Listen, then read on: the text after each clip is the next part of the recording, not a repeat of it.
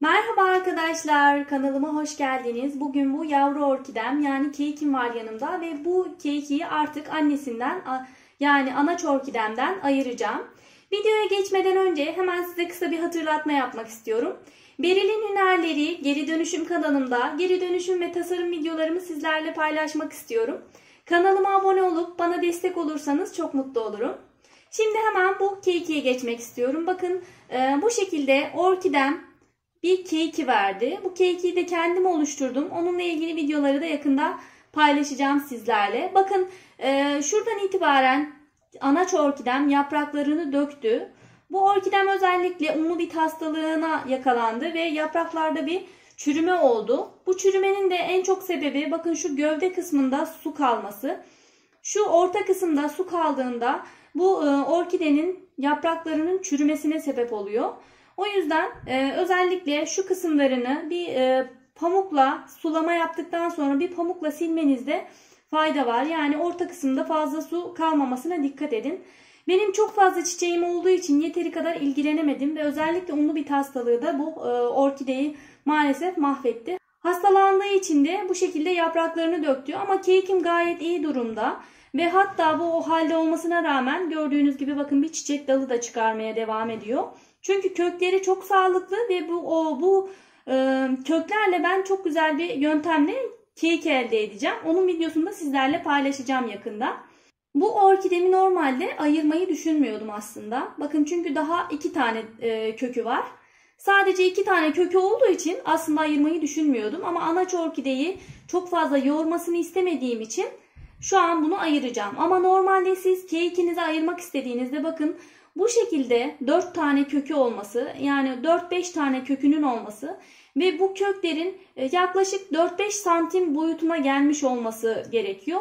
Aksi halde çok hızlı bir şekilde gelişim gösteremeyebilir. Anaç orkidenin üzerinde o kekiler yani yavrular çok daha hızlı bir şekilde gelişim gösteriyor. Bakın burada bir çiçek dalı verdi, bir çiçek dalı da burada verdi bu keki olmasına rağmen.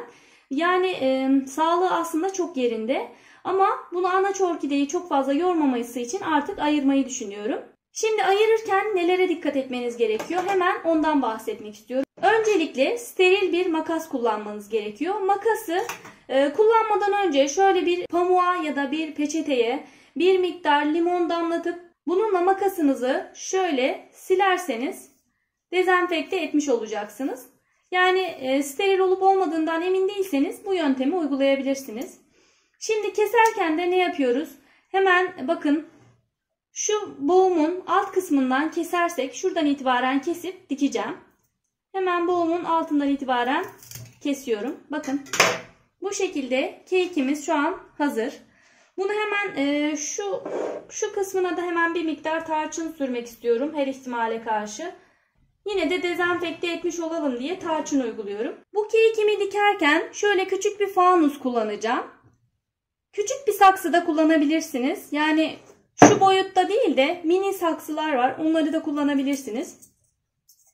Böyle içine koyduktan sonra alt kısmına bir miktar toprak kullanacağım. Orkide toprağı. Ve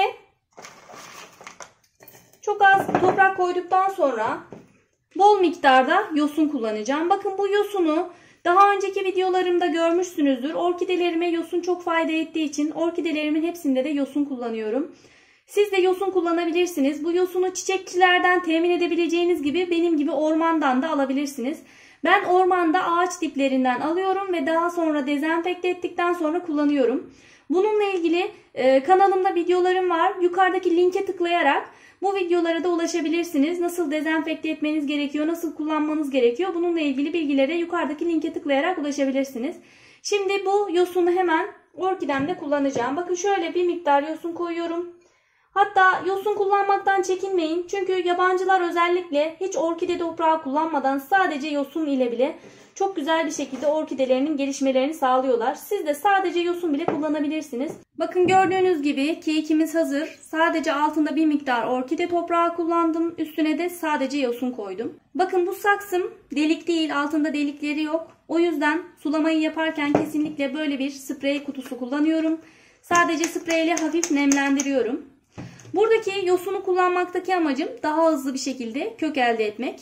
daha hızlı bir şekilde orkidemizin köklenmesini sağlamak.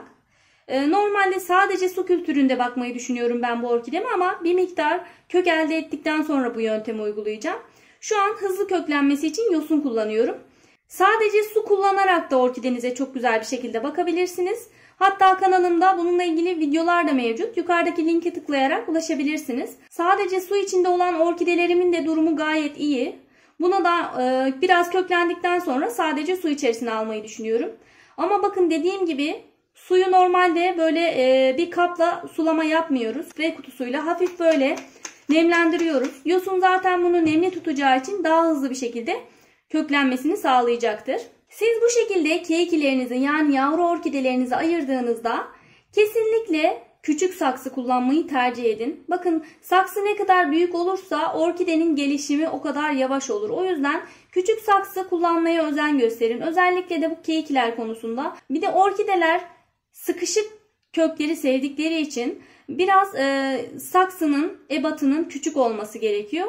Saksı ebatını küçük olarak da nasıl ayarlayabilirsiniz? Saksı satın almanıza kesinlikle gerek yok. Pet şişeleri kullanabilirsiniz. Böyle keikiler yani yavru orkideler için 1,5 litrelik 2 litrelik pet şişeler tam ideal olacaktır. Ben zaten orkidelerimin çoğuna da pet şişe kullanıyorum.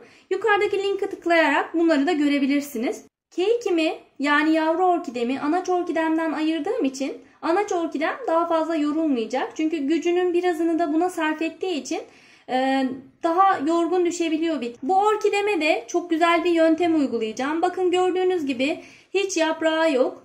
Bunun da sadece kökleri olduğu için bundan yeni bir keiki yani yavru orkide elde edeceğim. Bunun videosunu da yakında sizlerle paylaşacağım. Beni takip etmeye devam edin. Bugünlük de anlatacaklarım bu kadardı. Kanalıma abone olup videoları beğenip yorum yaparak bana destek olabilirsiniz. Ayrıca soru ve görüşlerinizi yorumlarda bana iletebilirsiniz. Elimden geldiği kadar herkese cevap vermeye çalışıyorum. Beril'in Hünerleri Geri Dönüşüm kanalımda da geri dönüşüm fikirlerimi sizlerle paylaşmamı istiyorsanız kanalıma abone olup bana destek olabilirsiniz. Hepinize sağlıklı, mutlu, güzel günler diliyorum. Sağlıcakla kalın.